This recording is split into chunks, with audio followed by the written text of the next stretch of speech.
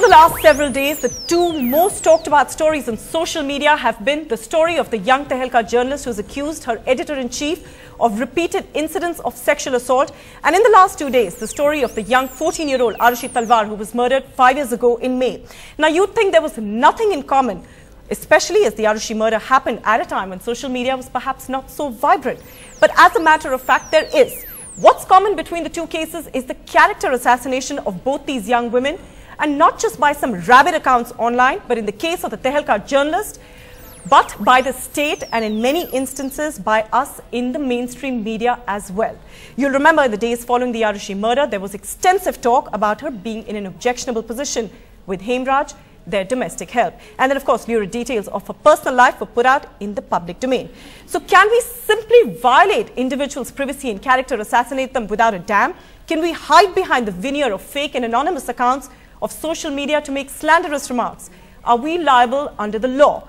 What does this mean for a free and fair trial? And have we ended up compromising the rights of the accused by hindering that? That's what we discuss on the social network today.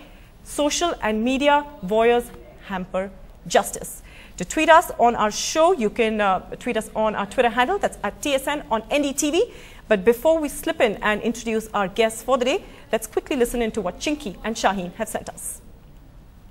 And we have also formed a collective of journalists called the Report Responsibly India. It's about rape reporting and the sensitivity that needs to be exercised when we talk about the victim.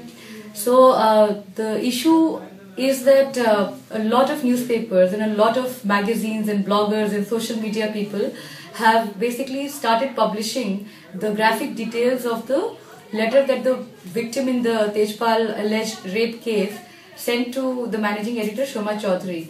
When you publish graphic details on the front pages of newspapers or all over social media, you recreate that scene, and we are all voyeurs in some sense, so we are going to be compromising the privacy of the victim in that sense. And despite all our attempts to protect the identity of this girl, there are bloggers who have published her photographs on social media. There are people who are using her Twitter handle to identify her and to say that she was a bedmate of Tarun Tejpal and all kinds of things. And this is not okay. I think editors and reporters should exercise restraint when they are reporting about this victim by saying that this guy did this to her in the lift in these kinds of ways. It is not important. By putting out all these details, we are compromising the ethics of journalism. At the outset, I would like to state that I have been deeply appalled and disturbed by the way media houses across the country have shown complete lack of respect and ethics while carrying out and publishing the emails that the victim had sent to Shoma Chaudhary, her managing editor.